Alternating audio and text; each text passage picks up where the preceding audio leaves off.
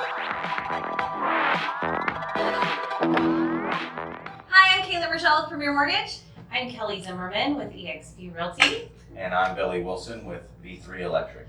Thank you, Billy, for joining us. We're really excited to have you. I think solar is a really big thing that a lot of our clients, working in real estate, we deal with solar a lot. And I think there's some options out there that maybe not everybody is considering, or maybe they just have questions and they're just looking for additional options. Tell us a little bit about V3 and what they do. So V3, we've been around for 14 years. We have an A rating with the Better Business Bureau. We're not one of those fly-by-night solar companies that are just moving into an area to try to make some money and get out.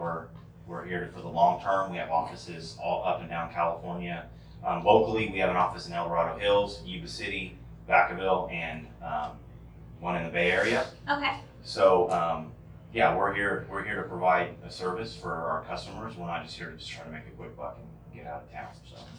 And you said that you do not offer lease options. That's correct. So I'm sure, as you two know, leasing can be a big problem for homeowners, or when you're trying to buy houses, they can put leases on homes. And so that's why we don't do them at all for that reason. We want to make it as easy as possible if someone moves out, to go from one homeowner to the other. If you're moving in, you love the idea of solar, you obviously know that, in the summertime it gets very hot here. You're not necessarily wanting to pay $300, $400, $500, sometimes $800 to PG&E, trying to support a household.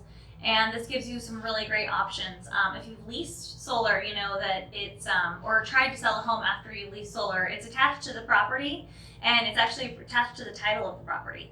And so that's why it makes it really difficult in order to transfer that over. And it can be very time consuming. It can affect your close dates. I mean, that's just a little tidbit of how it affects real estate. Yes, absolutely. Yeah, and so obviously that's why we don't do the lease option. So we do sell solar as well. We can do the cash option for people that just want to pay cash. Mm-hmm. And we also have a finance option as well. And right now we actually have one of the lowest rates in solar. It's a 1.99. Wow. So that's really low, because a lot of people who did hero loans, or for the energy efficiency loans, whether it was for your roof or your HVAC or your windows or your solar, those had some really, really, really high interest rates. That a lot of people now, I think there's even a big class action lawsuit. People were kind of wrongfully financed into some of these loans that they thought were going to be beneficial and weren't.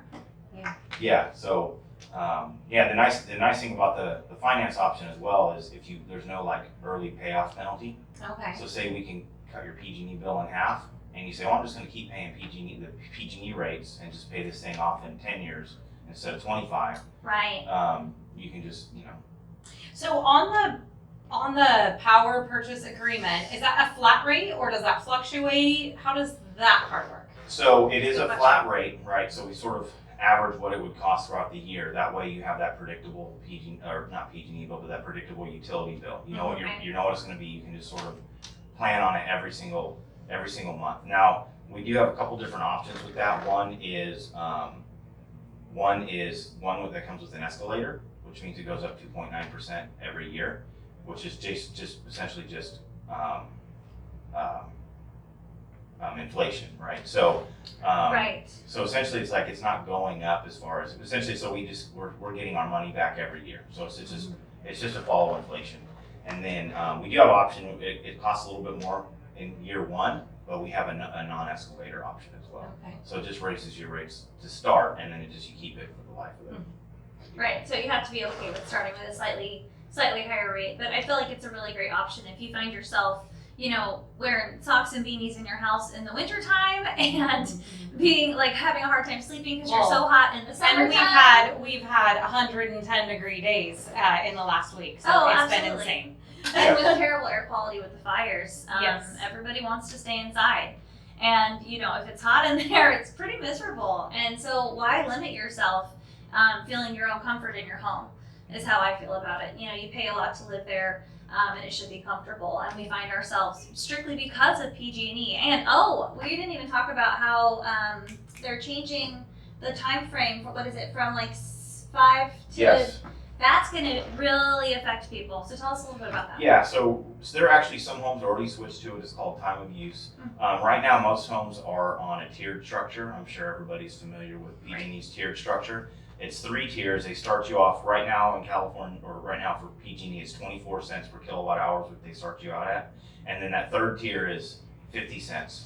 So it's literally double. So if you've got a big home and a pool, you're on a well, and you're constantly running your air conditioning, you're going to be hitting that 3rd tier, especially right now in the summertime, where you're literally paying double for your electricity by the end of the month that you are at the beginning of the month. But time of use, essentially what it is it puts you at that 3rd tier at peak time between 5 and 8 p.m. You know, when everybody's coming home and they're from work or school, making dinner.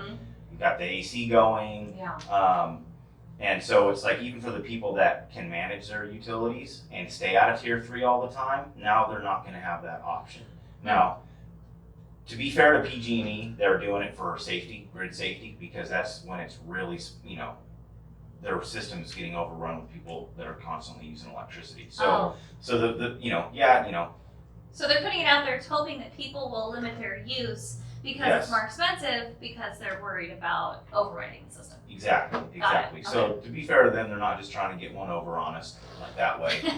But the nice thing with the solar option is it gives you the freedom to not have to do your laundry at 4 in the morning before you leave for work. We used to have commercials about that. Yeah. I feel like I remember them being like, oh, they wake out of bed and like switch the laundry and. I have a question for you. Yeah. Say somebody has an older home, they haven't updated that electrical panel since the 50s, or maybe their roof isn't in the best of condition. What types, do you guys help with those improvements before installation, or how would that work? So that is one thing, and so we call it, it's a main panel upgrade. So certain homes, they need a new panel, and that's something that we can obviously build into the system. So we include that. Now, one of the qualifications, other than just usage, which we didn't even get into yet, like the main reason you qualify for the utility option that we have is your usage. So if you use enough electricity that we can come in and save you money, then you qualify. That's the first step. Now there's a few other ones. One of them is actually your roof. So once we sit down and we start talking, once you get past that first qualification, we check your roof. Now if your roof can't handle the system, unfortunately you wouldn't qualify. Now we do have different options that say it's time to, your roof would hold the system, but it's time to put a new roof on your house. So we actually do have some options where, as long as we can save you money on your electricity, we can actually put a new roof on your house, as long as it's still cheaper than what you're paying PG&E right now. And that's rolled into the monthly. Exactly. So it gets rolled into your utility payment. But so in order to qualify for that, it still has to be cheaper than your average PG&E bill. And there's no timeline, like you're not limited to say, well, we'll replace your roof, but you need to guarantee you're going to be in the home for X amount of years in order to, that's pretty cool, because roofs are expensive. Yeah, no, because it's the same thing. They're going to come in. That's why it still has to be cheaper than PG&E, because if you sell your house, that's rolling over to the new homeowner. So we still need to be able to save you money. Right. And the other thing too is, a lot of people are like, well, I need to replace my roof in 10 years. So we actually, what we call it's a one-time roof holiday. So essentially what it is we come and take everything off your roof, we store it, you replace your roof, and then we come and put it back on. Obviously you're not getting billed for that time, because we're not producing electricity for you.